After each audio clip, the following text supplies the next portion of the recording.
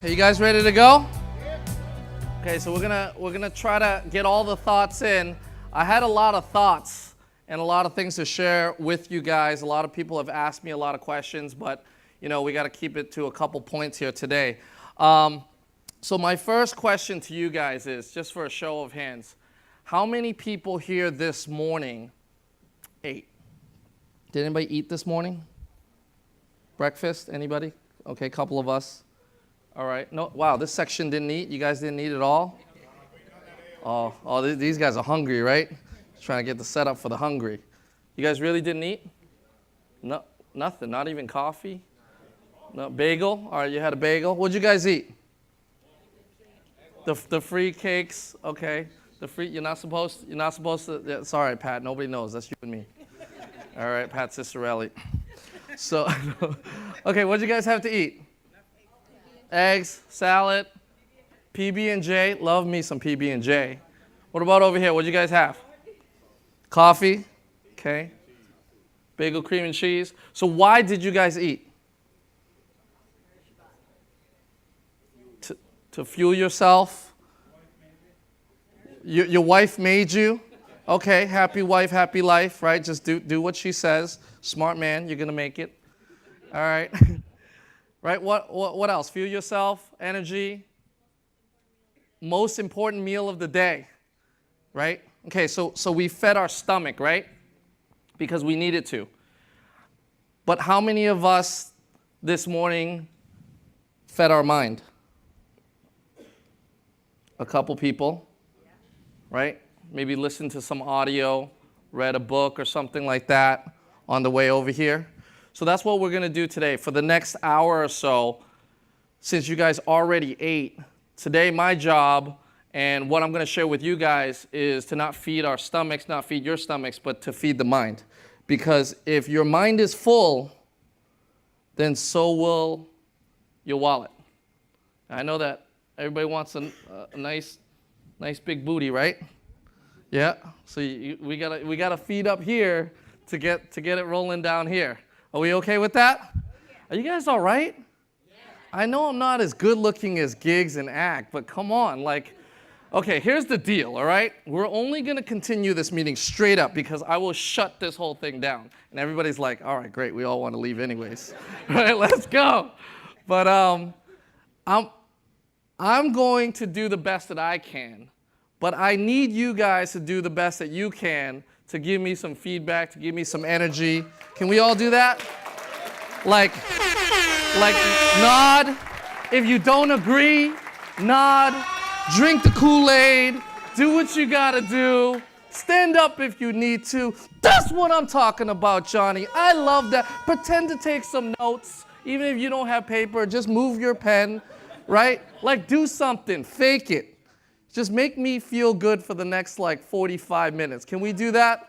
Are we a team? All right. I promise you every time I see you, I will smile even if you have an ugly shirt on, all right? Okay. So now just to get everybody feeling a little bit better, turn to the person on your left and then turn to the person on your right and tell them, say, hey, you look good, but I look better.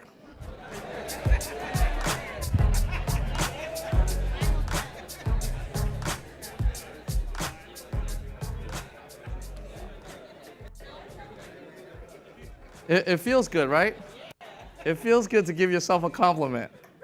All right, so now that everybody's feeling good, now we can get going. I'm just going to share a little bit about my story, because maybe some of you guys that are newer, or I think maybe a lot of you guys may not know who I am, might not know my story or anything like that. So I'm going to take a couple minutes to share a little bit about my story, how I got here today. So I'll just start from the beginning. Well, first of all, my name is Johnny Lee. I'm one of the general managers here.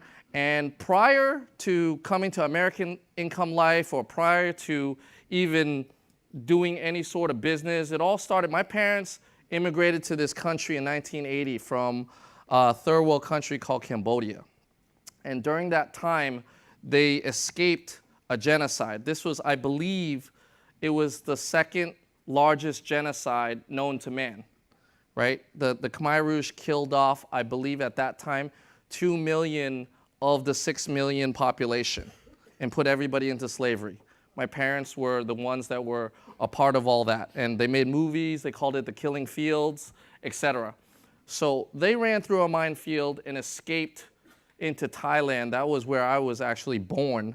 And when they came over to the United States and got sponsored over here, my dad's friend, he was a translator back in the country for a gentleman, his name was Matt Storin, who eventually, he worked for the Boston Globe at that time, now owned by the New York Times. Eventually, Matt became the editor of the Boston Globe. And he was the one that was able to somehow, some way, find my family, find my dad and my mom, who was still alive, and sponsored them to the US and gave them a job there. My dad started off as a janitor. My mom, she worked at a supermarket cutting vegetables in the produce department, and that's all they did. I never saw my parents growing up. They just worked and worked and worked and worked and worked, just trying to get ends to meet. I was actually raised by my grandfather. When I was old enough, I ended up getting a job at the Boston Globe. My dad hooked me up, got me a job over there, and I started off as a janitor. So I was a janitor. Eventually, I became the security guard there. And so that was pretty much how growing up life was like. Money was always tight, no money, grew up in a bad neighborhood. I grew up in Boston, urban neighborhood. The building that we lived in, there was a door made of glass, but all the glass was shattered, so you don't have to open the door, we just walk right through it, right? Literally, this is how it is. It's not even like little shattered glass, it's just clean. There's no glass there, right? And in this neighborhood, where I grew up in Boston, most of the people are low-income people, okay? There was a lot of crime there. There was a lot of just all the bad things that's happening. In Boston, this is one of the towns that a lot of bad things happened in. It's called Dorchester, Massachusetts, okay? So she knows about Dorchester, right? So Dorchester is not, I'm sure a lot of AIL policies have been sold there, okay? But it's not a great neighborhood. And so I saw my parents working hard all the time. Working. At the end of working and more working, they had no money.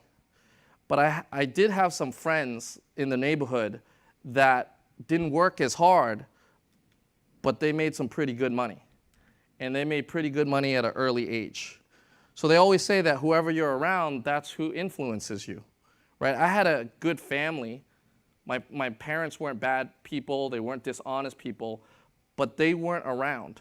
So the friends that I was around, they're all my friends that are hanging out in the neighborhood. And they did all the bad things. But here I am growing up, and all I see is that I have these friends that are pretty young, doing pretty good. Pretty young, pretty good. They got nice cars, they're hanging out, they're doing whatever they want, they get to go out, and they're making way more money than my parents, right? So as a kid, getting influenced that way, I'm like, hey man, I want to hang out with these guys. I want to do what these guys are doing. I want to be like them. I want to act like them. I want to talk like them. I want to dress like them. I want to be them. Because I definitely don't want to be my dad, who works all the time as a janitor, cleaning toilets, taking out the trash. Like, why would I want to be a janitor? Why would I want to grow up and be my dad? I'd rather be so-and-so. So the early part of my life wasn't too good. Got involved in a lot of bad things. It wasn't until I was about 22 years old, I got invited to a business meeting, which ended up turning out to become a network marketing company. And maybe some of you guys are familiar with this. And I ended up, luckily for me, very luckily for me, I ended up getting involved with this company at 22 years old. And I met some super successful people at a really young age. Kind of like maybe some of you guys here today, that for the first time you're coming to an event, it's pretty positive. You see people that might be of the same age, maybe younger than you, maybe a little bit older than you, but they're doing pretty well. And it's like, shoot, what the hell are they doing to get to that? Because I've been at this thing for a while and I'm not there.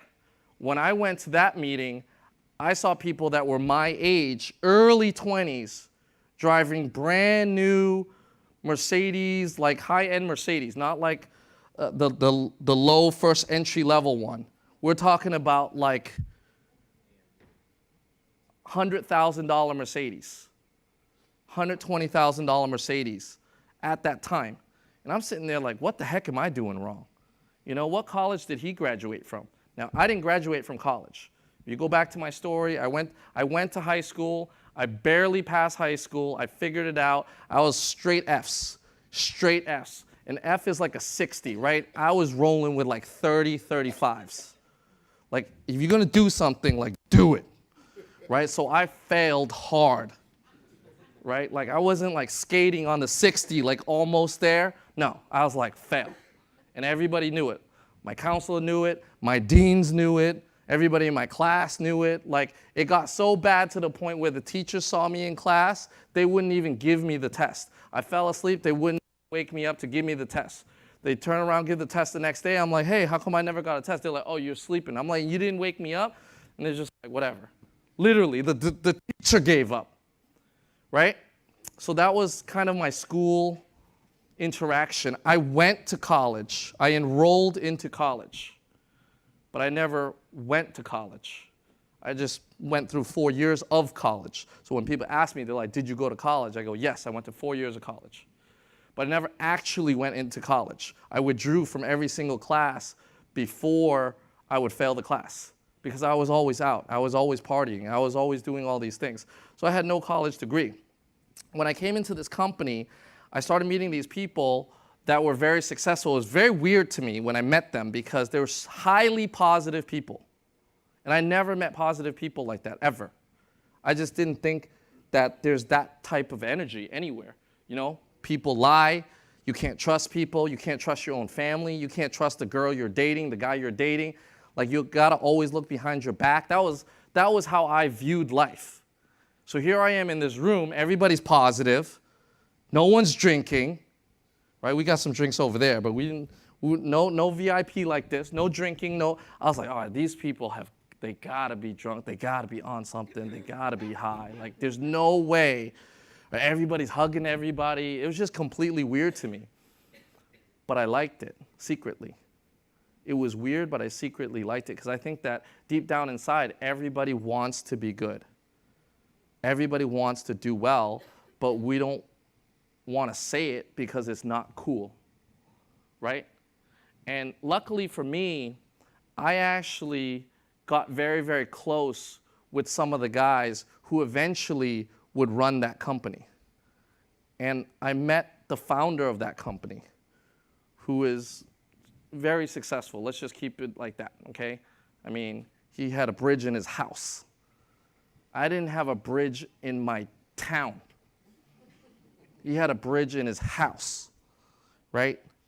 He didn't go buy Ferraris. Ferraris brought Ferraris to him to test drive at his house, right? How do I know this? Because I was there.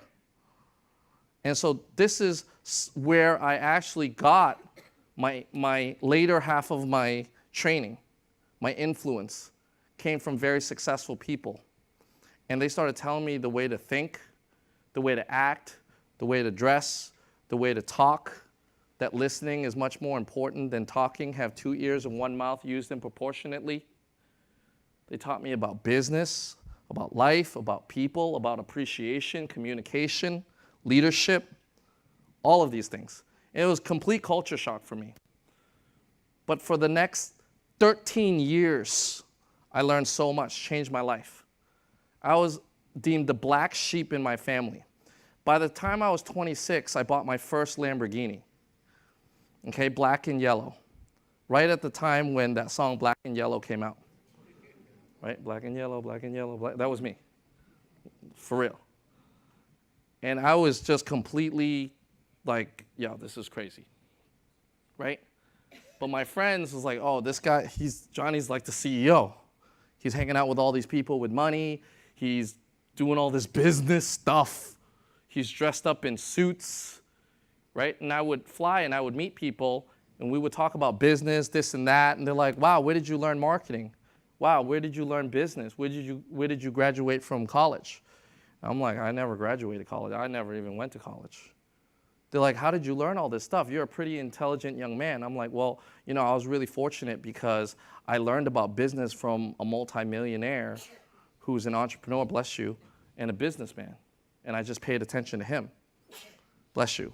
And he taught me about all these things. So for me, I went through all that, and I learned a lot. I learned what it's like to be young, to make some decent money, spend a lot of money on clothes, spend a lot of money eating out, spending a lot of money on cars.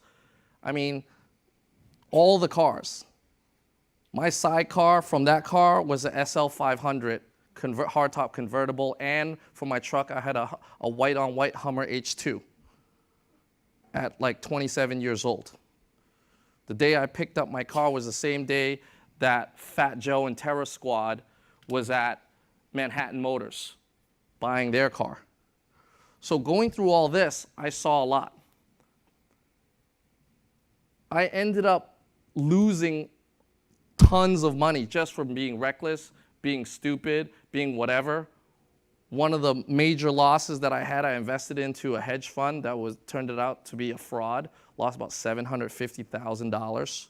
FBI knocking on my door, all kinds of stuff. Then the stock market crashed in 2008, 2009, right? So that took a huge hit.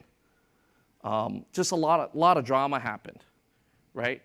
Took some time, recovered. Somehow, some way, I backed into this opportunity when I was probably at one of the lowest points in my life. I mean, I was at 20 years old, hanging out in nightclubs, don't need to pay, don't need to buy bottles. The owner's my friend. They give us the bottles for free, right? Showing up in limos, Lambo outside, VIP, to like, shoot, how am I going to pay these bills? Ballin' to crawling, right? And mentally, as you're going through these things, it's like, how the hell do I do it?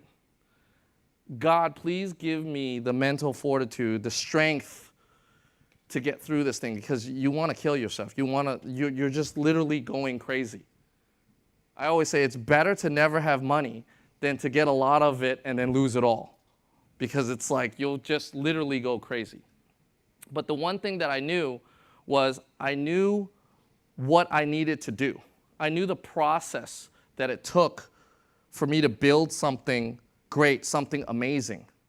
So when I came into American Income Life, I was super excited. I had not been this excited about an opportunity in over 10 years.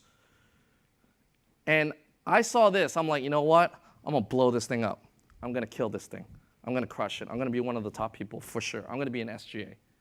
Like when I saw the comp plan, and the comp plan ends at Master General Agent, one of the questions that I asked Corey Helly when I came in, I was like, what's after General Manager? How do I get past General Manager? He's like, Regional Director. I'm like, what's after that? Because to me, it's like, I'm going to the top. Yes, I'm gonna start at the bottom, but I'm not gonna stay at the bottom because I'm not that guy. I have to start here, because everybody has to start at the bottom. So if you're at the bottom right now, then yeah, you have to start at the bottom. That's just what it is, right? You have to accept that, and then you can take off. So when I came in, I was crazy excited. Signed on that dotted line, and I gave myself 4 years. 4 years to get American Income Life to a place where I don't need to do anything else, and all the money that I need for my house, for my car, for my lifestyle, bills, etc., comes solely from American Income Life.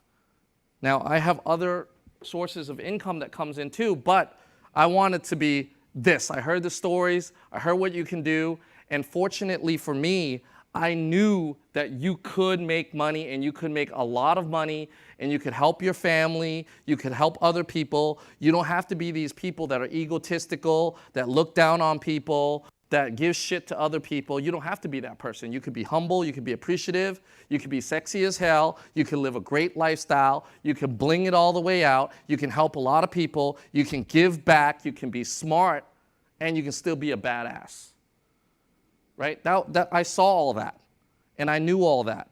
So when I came in here looking at this, it's like 4 years. And some of us come in, and we're like, man, am I there yet? I've been here so long. It's like, bro, you're still in the first 90 days. We still call that boot camp. Anybody that works with me, we have an F90 meeting on Tuesday mornings.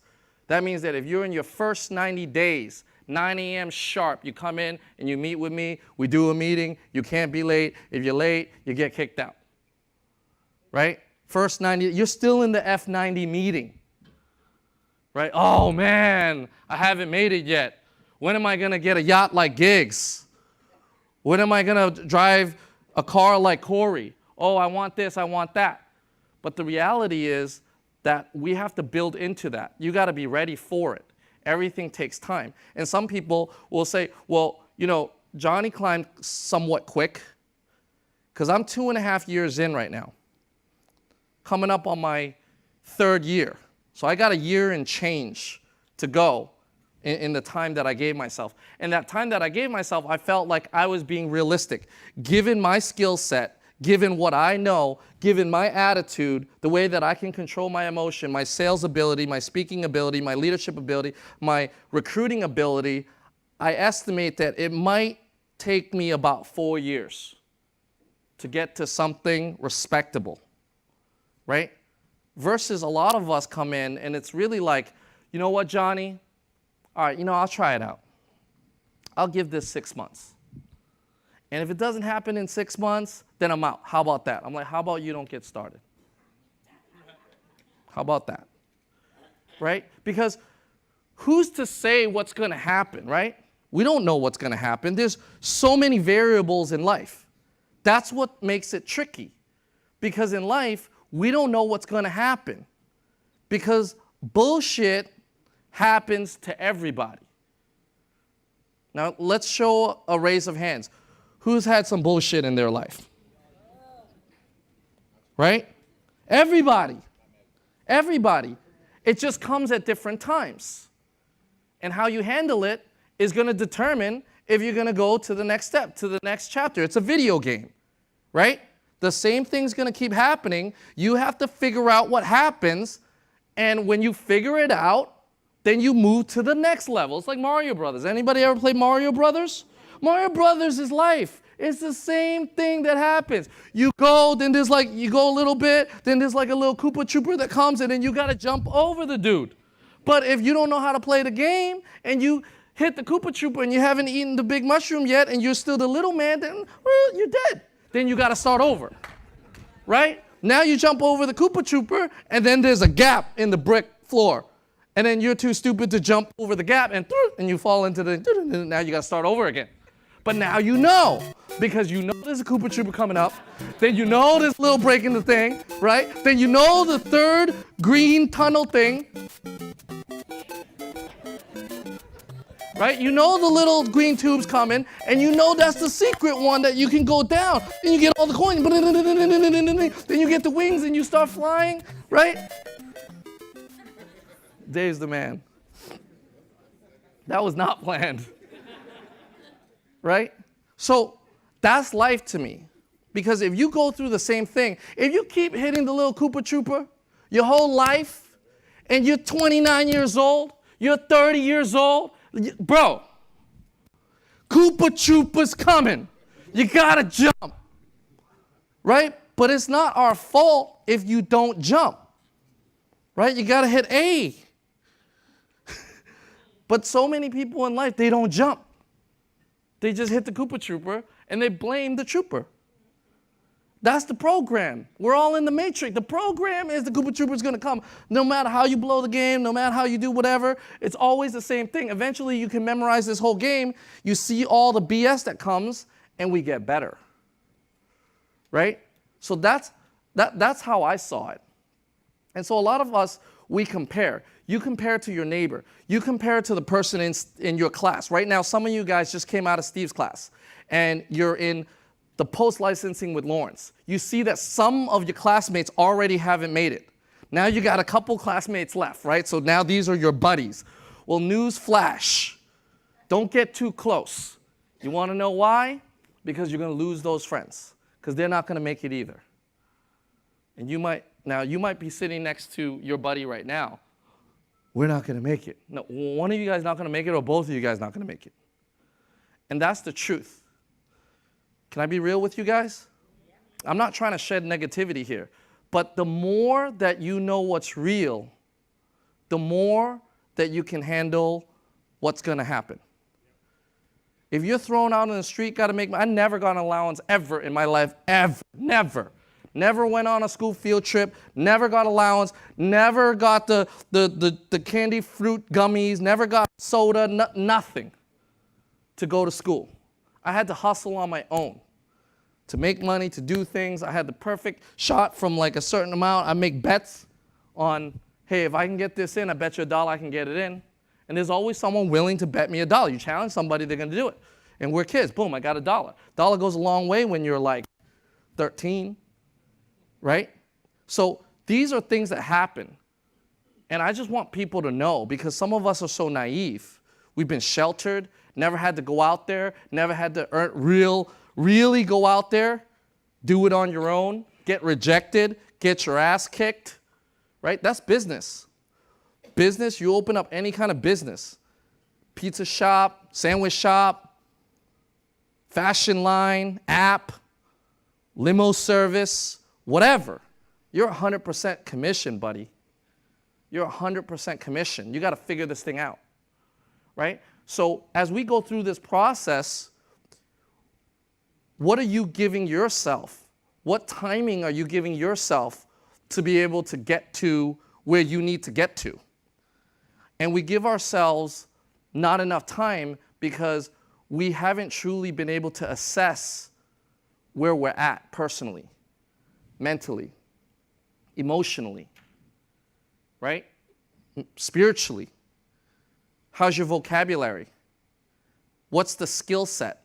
How well can you sell? Are you good with people? Are we personable?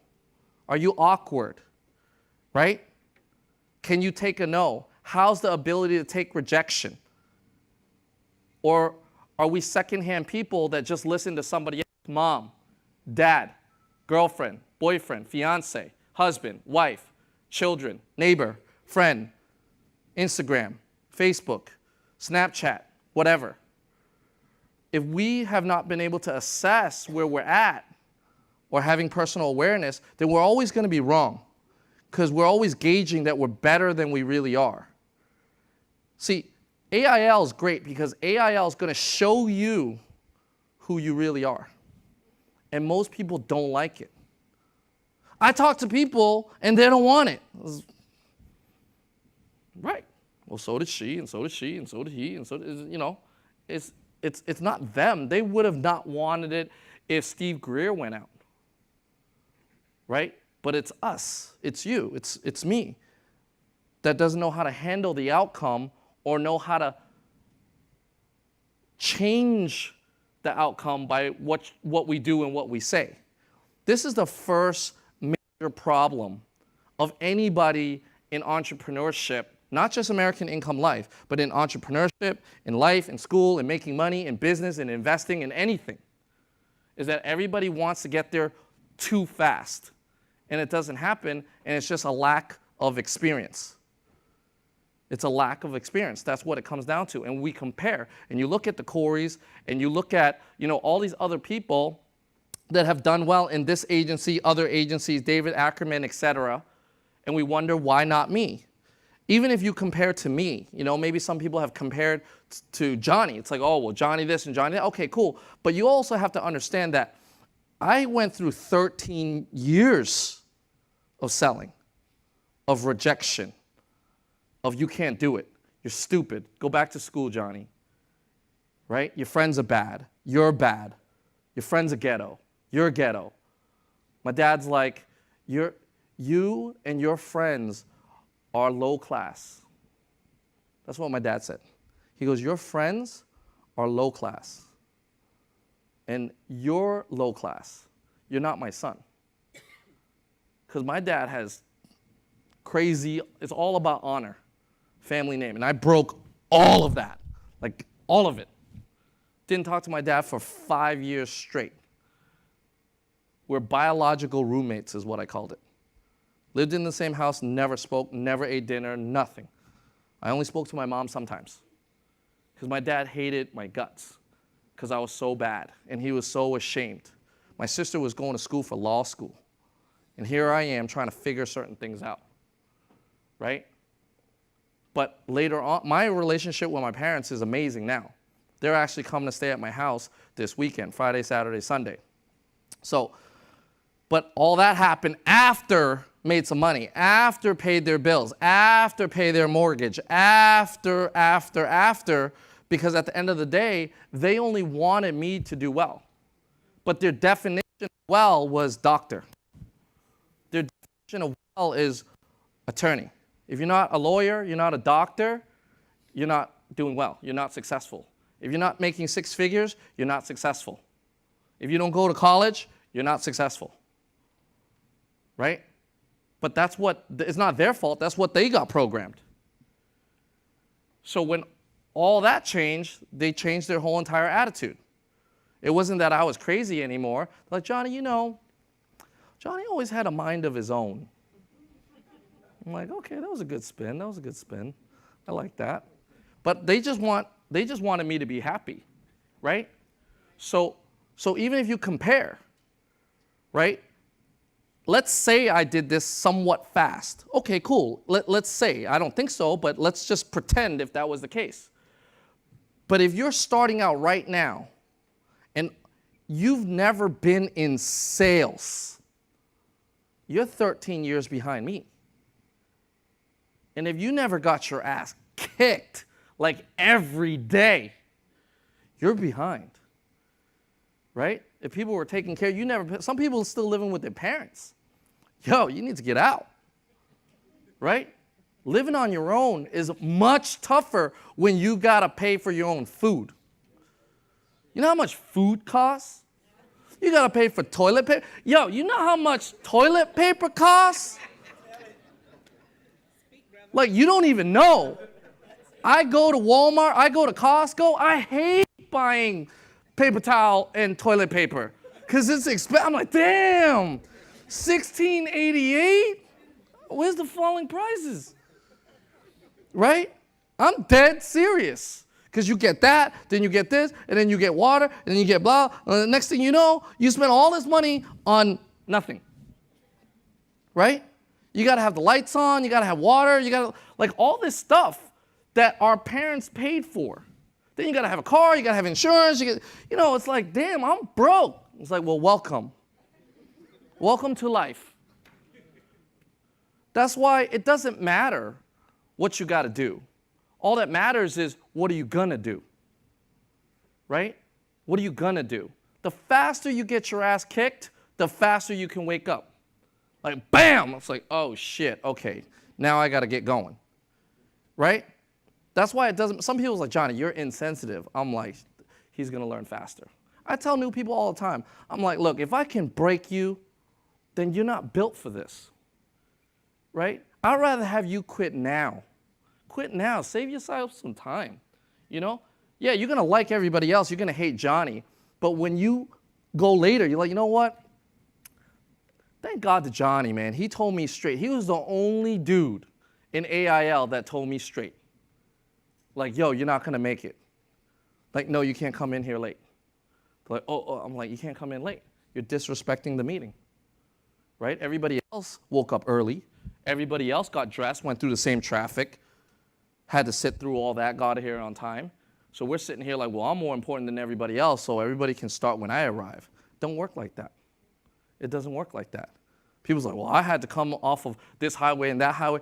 Shoot, I live pretty far from here. I live almost at the border of New York. But it's never the excuse. It is what it is. It's traffic. No shit, Sherlock. It's Monday. Monday morning, right? So don't compare. Don't do these things. You got to have a marathon mindset. Marathon mindset. Think long term. What is it going to take for you to master what you do? Everybody that's successful in what they do, not successful, I'm talking about really successful. They've been doing that and only that for a long, long, long time. They've been singing for a minute. They've been singing for a long time. They got booed off the stage. They're crying. Their family says they're not going to make it. You don't have the right voice. It's too loud. It's too this. It's too up. It's too down. I don't know. I'm not a singer. But whatever it is, it's always wrong. You're never going to make it. You're not going to be a rapper. You're not going to be a baseball player. You're not going to be a football star. You can't play hockey. You can't do this. You can't dance. You can't be a ballerina. You can't. And that's what everybody's programmed to say. They're all programmed because everybody talks based on what their personal belief is. So when people ask me, they're like, hey, Johnny, you think I should do this? You think da-da-da-da? And even if I think the idea is stupid, I'm just like, hey, look, are you super passionate about that? They're like, yes. I'm like, do it. Because who am I to say if she's not going to be the next biggest artist? Who am I to say that that's not going to be the next producer? That's going to be the next whatever, video game developer or whatever. I don't know. Well, shoot, at least for me, I would like to be the person that gives the positivity to that person so that maybe that they can. And the worst case scenario is that they get their ass kicked and they learn. Right? I tried to build this video game. I dumped in $20,000 that I made at Kmart from working their part-time shifts for the last 5 years, lost all my money, shit sucks, kicked my ass, my parents think I'm stupid, but you learned. You learned. You learned to save money, you learned to get rejection, you had to pitch your stuff, you had to build it, you had to take time. Like all these things, you can't look at it as fail. You have to look at it as progress. What did you get? If you didn't learn from the fail, now you failed. Right? But we're all building up. But the question is, are we investing into the right skills for life? Sometimes we invest a lot of time into things that aren't going to pay dividends. When I was young, I looked at the careers that made money. I'm like, okay, they're like, be this and be that. So I looked it up, average income of whatever, engineer, this and that. And it's like, that's it? Some of us blindly take a career, don't even know where you're going. I'm going to be a nurse. Okay, what's the top nurse do? Nothing against the nurses, I'm just saying. What's the top engineer do? Right? Some people don't want to talk about money. I talk about money because I believe that money gives people the options to do what they have to do so you can then do all the things that you want to do. But without money, you don't have the option. You're at the mercy of the circumstance, and we bitch, and we're victim, right? Because I grew up in a family that said money isn't important. You don't need money. It's all about family. It's all about family. It's all, family and blood is thicker than water. But you know what they all fought about? Money. Money. Because we all lived together. Everybody lived together. When we first came to America, everybody lived in the same house. All my uncles and aunts and my parents split the bills, split the lights, split this, split that. When somebody was short on the light bill, right? Shit talking for $70. Right? So to me, I grew up wanting to make money. I'm like, shit, if I make some money, we can be happy. Right? So to me, that's how I got blessed. I got blessed from being broke. I got blessed from growing up in the hood. I got blessed because everybody made fun of me.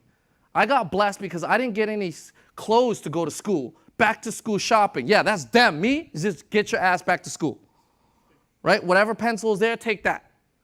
There was no cool color folders, Trapper Keeper, whatever. I'm probably dating myself now, but, right? All these like cool 5-star notebooks that got the plastic thing. Like my notebooks are those black and white ones that you can draw on the white stuff when you're bored in class. You know what I'm talking about? Like I think is it composition? Yeah, whatever, that thing. That wasn't even $1. That thing was like 79 cents, right? But if you're going through that and you're in the struggle, then you better thank your holy stars because the struggle you're going through is the same struggle somebody else is going to go through. You're just going through it now. So you might as well get it done now, right? So marathon mindset. If you were given an opportunity, would you be ready? We all say yes. But your result now, today, right now, in your bank account, in your pocket, is the real answer. I'm ready. No, you're not. Boom, this girl comes into your organization. Can't lead her. Why? She's lazy. She doesn't work. She doesn't listen to me. No, we haven't learned how to connect, how to build trust, how to lead by example. And yes, she might be lazy, but at the same time, have we learned the leadership to lead, to inspire her, to give her the vision on why she shouldn't be lazy? Like, yo, get up, right? But that's on us. But most people, we always blame everything else. Well, why doesn't the agency give more leads? Well, why don't these people blah, blah, blah? Why doesn't the clients do this? Why don't we do that? And why doesn't my manager do this? And why doesn't blah, blah, blah, blah? You know, I have kids, you know. Well, I got to do other things. I have a family, you know. I got bills to pay, you know. I'm new at this, you know. So everybody's always got these excuses. But we feel so entitled like you're the only one. People go, hey, I got kids. I'm like, yeah, so does everybody else. Right? Everybody got kids. What do you mean? I got bills. I'm like, no shit. You want bills. You want bills. Who wants a nice big house bill? Right? Who wants a Mercedes bill? Who wants a Ferrari bill? Who wants an exotic trip bill? Right? You want those bills. Who wants to take your kids to Disneyland bill, Disney World bill? Right? You want those bills. The problem with the bills, why it's negative, is because we can't afford the bills. That's the problem. Because if we could afford the bills, then it's not a problem. You get a ticket, you're pissed because you got to pay. But if the ticket was like nothing, then there's no problem. Right? Giggs goes to Cali, parks in the wrong place, gets a ticket, $70. He's like, shit, that's it. Then he just keeps going. Like, it's like 1 second of negativity. It's like, then, all right, let's go, honey. And they go into a 5-star restaurant. But for some of us, you get the $70 ticket, that's it. You're done. Down for the count. Down for the count. Floyd Mayweather to the chin, out cold for like 2 weeks. Finally listen to some motivational YouTube video and get back at it later. It's like, fuck it, it's only $70. I'm with it, man. I'm with it. I'm bringing this thing, man. I'm number one. Like, but that's what it is. We're not ready. That's why every day you're training to be ready.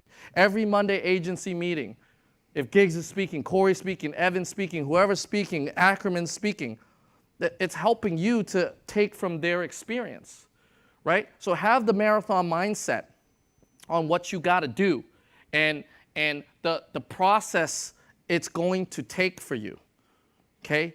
Get out of victim mentality. If you ever catch yourself blaming someone else or something else outside of yourself, you're in victim mindset. No matter how shitty your manager is. You're like, but Johnny, my manager's bad. Great, so beat him. My manager, she's lazy as hell. Great, so beat her. What does it matter? There's nothing stopping you. My parents are poor. That doesn't mean that you can't be a millionaire, right? Everybody in my family's on drugs. Okay, so don't be, right? So why fall into that? So get into that kind of mindset. Get out of the victim stuff. If you catch yourself saying, I can't because ... you're a victim. Well, I can't because. I can't because. And some people may be like, man, this is harsh, Johnny. Like, you laying it in hard. Well, they gave me the mic, so I got one shot to tell you the truth. You may never see me speak again. Giggs is like, dude, you killed half the agency. I'm like, those are the real ones, Giggs, I promise. These are the submitters, Giggs. But at the end of the day, it's an excuse because we can still figure out how to do what you need to do, and you can still go after what you need to go after, right? Play to win. Play to win. Don't play to not lose. Take risks. Take calculated risks. The more mistakes you make, the better and the more calculated your risks get. But don't get scared. Risk yourself. Risk your time. Risk your money. Risk all of those things. And the riskiest thing that you can do is risk your emotion. Risk your emotion with your team, with your people, with the people that you lead, the people that you work with. Because it takes a lot to give to someone, knowing that there's a high shot she's not going to give it back. But you know what? The minute I believe that she can't do it, then I need to relinquish my right to be a leader. Like, I got to believe in this girl because she believed, she came in, she took the test, she did all the things, she's driving, she's got no money, she's going through the toll, she's trying to get to that vision that we painted for her, right? So we got to do it. But am I going to get burned? Probably. Is she going to quit on me at the first sign of an excuse? Probably. Is she not? How many people were supposed to come here today that did not show up? You don't have to say. How many people were supposed to get here today and couldn't get here today?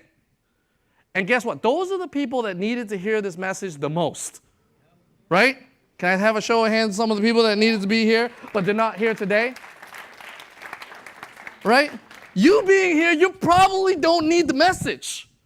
Right? You're the one like, yeah, I'm good, I'm focused, I'm with it, I'm not a victim. Like, I know the Mario game. Like, yeah, I'm not even talking to you. Maybe you're recording it and you just give it to her. Right? But that's what it is. You got to think like that. I can't because. Get rid of that. Get rid of but. I said that last time I spoke. Right? Risk on the people that you work with, because the most valuable asset known to man is man himself. And when I say that, I mean men and women, right? Because that's what's going to give you the yield, the ROI, is people. People have produced the craziest things ever in life, like the internet. It's people. It's not a stock. It's not a bond. It's not a cryptocurrency. It's not a company. It's a person. So when you invest into people and you believe into people, I know it's hard sometimes. I know it's like, man, what am I doing this for? I'd rather go and do this myself because I can do it better. I'm more focused. I can talk to people better and I get better results. Every time I work with this person, it slows me down. And yes, a lot of us think like that. And a lot of us wish that everybody could move at your pace. Everybody would just get it a lot faster, eliminate more excuses, go harder. Everybody wishes that. You don't even need to raise your hand. Because I'm like that. I was a lot more like that. I'm trying to, get away from that. But I'm also very impatient, right? I'm also somewhat aggressive a little bit. And it's tough. But if we can develop our own personal leadership to help to develop the other people, that's how you win big, because you need a team. You can't get $100,000 of ALP or sales in a week by yourself. I don't care how good you are. You need a squad. You need a team of people. You need to surround yourself with people that can do all the things that you can't do. I'm not organized. I try my best to look organized, but I'm not organized. But I'm working on that. I want to focus on what I'm good at. I'm good with people. I'm good with talking about the big picture, where we got to go, the vision. I'm disciplined. I can work hard. I can get after it. I can do the sales. I believe that I can help people to make a plan to get to where they need to go. I want to focus on those things. I don't want to focus on dishes. I don't want to focus on laundry. I don't want to focus on fixing my car. Like, these are things that eventually, as things get better for you, you got to surround yourself with all the people that can do that. And you focus on what you're good at. That's why the pitcher only pitches. They don't have the pitcher coming in like, all right, bases are loaded. We need you to get up there and smack a home run. They don't have Tom Brady trying to kick a field goal. Just do what you do. That's it. The kicker's going to kick. You throw the ball. Your job is to catch the ball, and your ass needs to block. That's it, right? If we think like that, that's how you start assembling a team. And that's how you build something amazing like an Amazon. That's how you build what GigAc Agency, what we all are. Because it's not any one person that is that good. It's all of us, right? I think we did 281,000 last week. But 281,000 didn't come from me. It didn't come from you. It came from everybody from here all the way to over here and some people that's not even here, right? So we can think like that, then we're going to be in good shape. Are you guys following me so far? Okay. So last thing, don't underestimate the journey. Don't underestimate your journey because it's very, very difficult to make it. But it's going to be very, very difficult when you don't make it. So it's going to be the same. Very, very difficult, hard is inevitable. Everybody has to go through hard. The only thing that's going to be different is going to be your outcome. Because it can be very, very, very, very hard and you can be broke, or it can be very, very, very, very hard and you can be rich. So you can pick and choose whichever one. But if you underestimate the journey to success, then we become a casualty like everybody else that doesn't understand what they need to do. The amount of time that you need to put in to feeding your brain on how to master all the things. Something as little as communication. Something as little as responding back to a text properly. Something as responding to an email or responding to a group chat. We're all in group chats, right? How many people don't even respond to the group chat? So these are little things that we have to all work on. But you got to spend all your time, all your money. If you're going to bet, this is how you bet on yourself. Bet on yourself. Bet on your company. Bet on your agency. And when I say your company, I don't mean AIL. I mean the whatever agency. What's your last name? The Mandel Agency. Because you start off with one person, but how do you know 15 years from now the Mandel Agency isn't somewhere running 2 states with 200 submitting agents, right? Is that a possibility? Absolutely. I don't even know who he is, right? But hey, maybe, and that's how you got to see it. So go out there and don't underestimate this deal because the opportunity is there for everybody. If you go and research on YouTube, rags to riches, you'll see all the people. I'm not even going to get into it. You'll see all the people or a bunch of people like Oprah Winfrey that was homeless and now is a billionaire, right? Someone like Tyler Perry, who was trying to get his play going for like 4 or 5 years. Nobody would show up, and he'd always put his money into this thing. Now, where's he at? Super successful, right? Jim Carrey, Bruno Mars, homeless, straight homeless. Bruno Mars killing it now, killing it. Any song he drops, hit. Hit after hit after hit. Look up Bruno Mars' story. He has a killer story. So if these people can make it, so can you. And you have to think like that. Don't count yourself out. We're going to push you here a little bit, okay? But be the person that can get pushed.